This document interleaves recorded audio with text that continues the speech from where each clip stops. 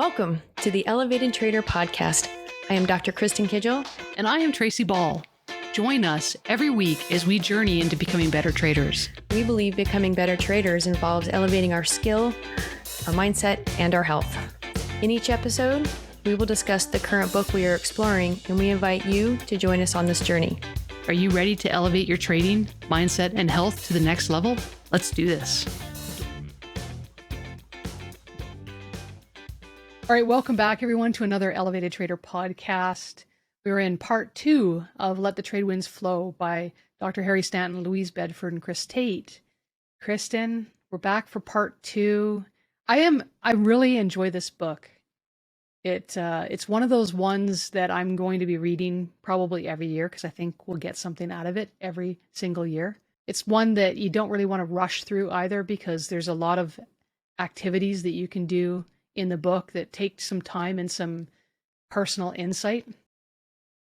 And this chapter, this part, we're covering chapters 4, 5, and 6.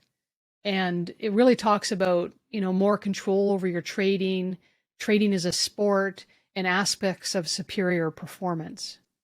Now, I like the first quote that really caught my attention. It was, every event which occurs in our lives carries with it the potential for personal growth. Now, I believe this wholeheartedly. What do you think? Well, my question to you is, did you believe it wholeheartedly when you were going through the crappy stuff as a teenager, or did you learn it as an adult? Ooh, that's a great question. I think that I knew it in my soul as a teenager. I wouldn't have been able to identify it or articulate it at that age. But I was very, very willing to try and keep trying and keep trying and keep trying to figure things out and learn it and do this and do that, right? So, right. Yeah, that was me. How about you? It's a great question, by the way. I think the majority of the way a child or a teenager would be able to take the difficulties of life and spin them onto what can I learn from this? You would probably need a teacher or a parent or a significant influence in your life to show you that. If not, you will need to succeed in a healthy way in life, to learn it as an adult. And so if I had to look back on my life, I probably had really good chances of exposure from adults in my life. But I have made it a huge point as I've gotten more and more into mindset in the last 5 or 6 years, that mostly because of trading, because trading shows you where your weaknesses lie. And so if you will want to persist as a trader and get better and better and better, technical analysis is easy. The mind game is the hard part. And so I am so persistent about the mind game. But my point where I was getting to was, I have teenagers, which are basically young adults right now. And, these are conversations that we have. And that's what I feel is really important. So whether you're talking to grown adults that are your age or older or younger or teenagers and your kids or not your kids, or if you have the chance to impose on somebody to look at these hard things in life and say, these might be learning lessons, take that chance. Don't be shy, because we really need to help society with this. Tangent. Oh. No, it's not a tangent. It's a good thing.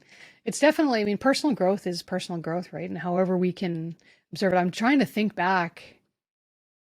The difference is, or the thing that I think would make a difference is, I didn't have any role models in my life that could gear me up or send me in the right direction. So it's like I was on this journey of personal growth and personal development, but not really knowing which direction to go. So had I had a group of people around me that I have now that could inspire me through suggesting certain books, or even the way that they live their own lives, being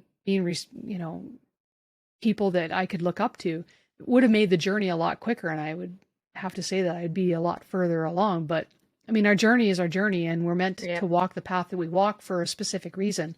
At least that's what I believe, right? Yep.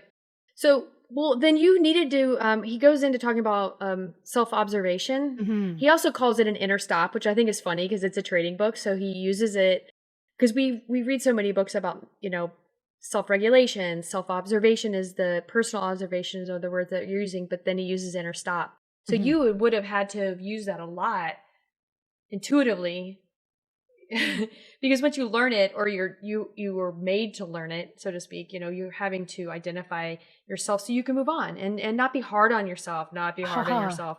Yeah, right? Because then he Yeah. talks about self-praise, because then you're like, okay, well, when you're hard on yourself, isn't he a damn bit of good? No, Not it at all. doesn't. And that I think is the problem. So, growing up for me, I used that inner stop, but it was negative talk. It was like, ah, you stupid idiot, what are you doing? And that was not helpful. So that just kept me in this cycle of repetitive mistakes over and over and over again, because I really didn't know how to learn the lesson that I needed to learn. And even though I could identify it, I didn't know how to step out of it, right? And that personal, what he's talking about, that personal observation is, first of all, you can't change anything if you don't know what to change. If you don't know that there's something that you need to change, how can you change it? So the first thing that you need to do is identify the areas and recognize that you're even doing the behavior that you want to change. That's step Well, one, right? yeah, and then he's really big on like, well, identify what you're doing right too, by the way, Oh yeah, because for sure. praise yourself on like all the right things, Mm-hmm. you know, instead of just focusing on the wrong, which is what we do so much of. And so honestly, that I think that's been a really good thing with me is like, okay, yeah, you followed your plan. Okay, Mm-hmm. yeah, you followed your plan. Okay, yeah, like that alone is can be a game changer. Oh, for So sure. Yeah. things for people to think about. Yeah. So why do you feel or do you identify when he talks about trading as a sport? Those words of inspiration, those pieces of art that you can see, their posters: integrity, prosperity, perseverance, self-worth. You know which ones I'm talking about? Yeah, yeah. Sometimes you see him in locker rooms, or you see Yeah. him in school hallways, or you Yeah. just see him in like cool businesses that are thinking about mindset. Do you know how most of them, if not all of them, are either something to do with mountain climbing or some kind of sport or The some kind of, picture. yeah, it's a picture to represent some activity, right? There's some Yep. physical activity that's being represented.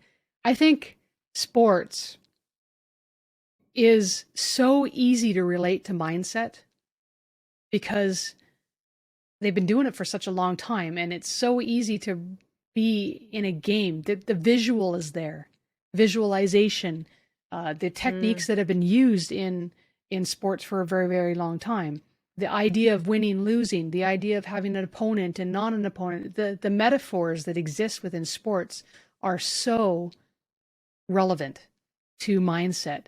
And I think that's why I relate, because I have been an athlete my whole life, and that might have actually tooled me up to be able to pursue that personal growth without really knowing what I was doing.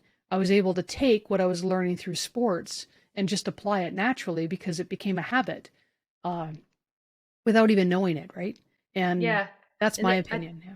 yeah, and they call that the inner game Mm. in this part, which is huge. And so there's a quote here that says, players of the inner game know that the errors they make in their trading performance usually take place in their minds before they actually occur in their actions. Oh, So that's pretty profound.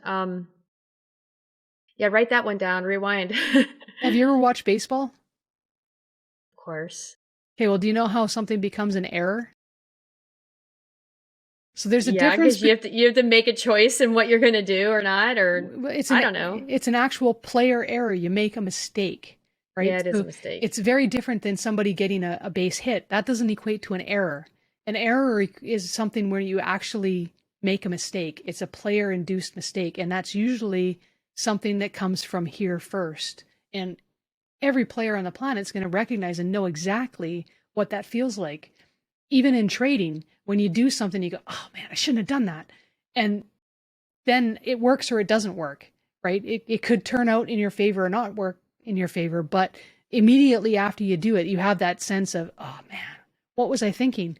Why did I just do that? And that's what we're talking about right now, that inner game, that mental It starts there. And then from there, it can just cascade into further mistakes. So if you can catch that and identify it, you're going to be able to stop a lot of those things from happening, but you have to be able to catch it and then recover it from it really quickly.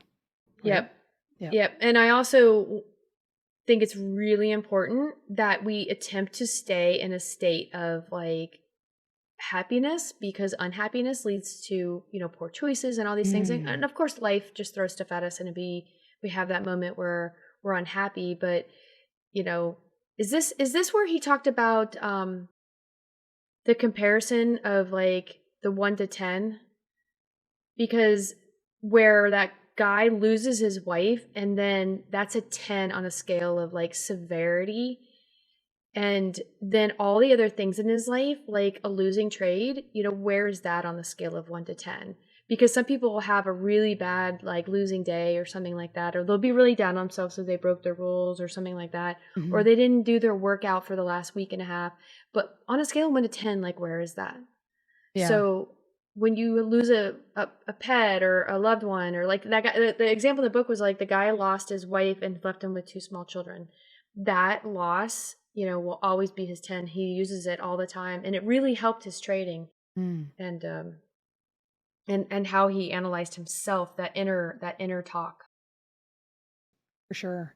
Now, what I want to, I don't believe that it was in this section, but it was, it might have been in the area on perspective that we talked about in the last episode. Yeah. But what I do want to go over right now, and I'm just looking for it, it's on right here. Okay. Things that the book says, and this is in chapter 6. So things are worth what we make them worth. Unfortunately, we can make them worth too much. Tell yourself not to worry about trivialities. Then remind yourself that virtually all the things you do fret about are trivialities, which is what you're talking about right now, putting things into perspective, right? Now, oh, for sure. He goes on to talk about greed, hope, and fear. And I wanted to really highlight this because I thought it was important.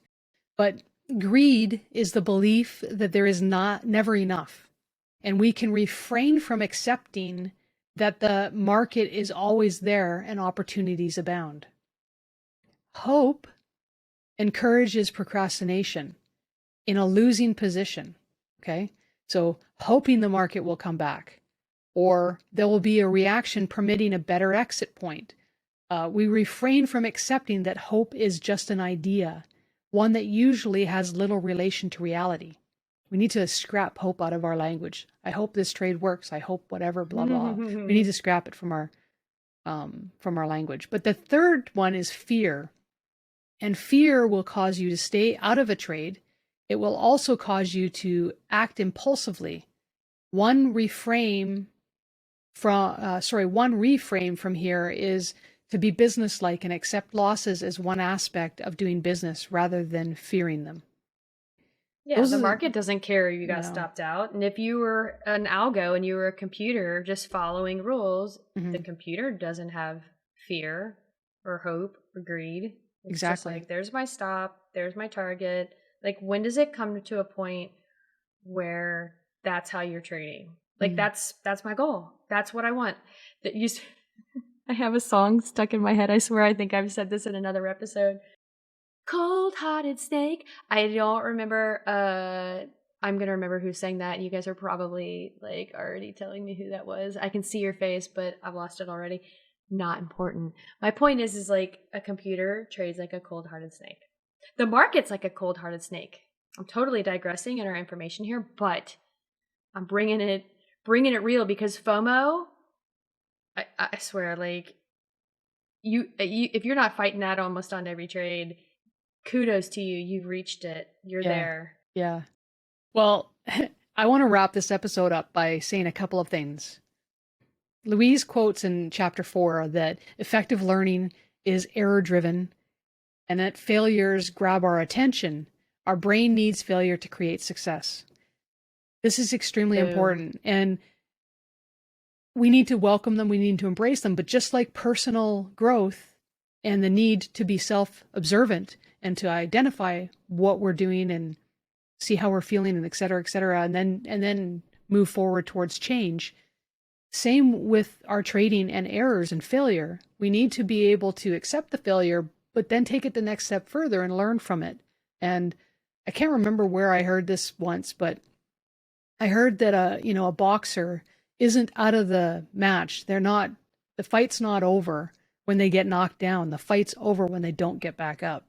And there you go. That is so pertinent to what we've been doing as this whole podcast has been going forward.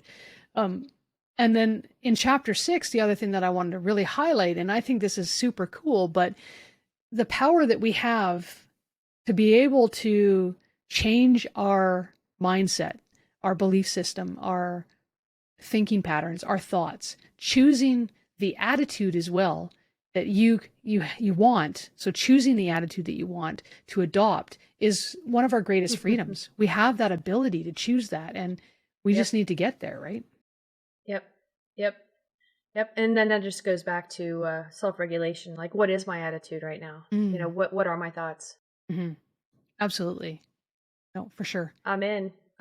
Hey, I would like to just add a visual that I'm having while you were kind of going through that.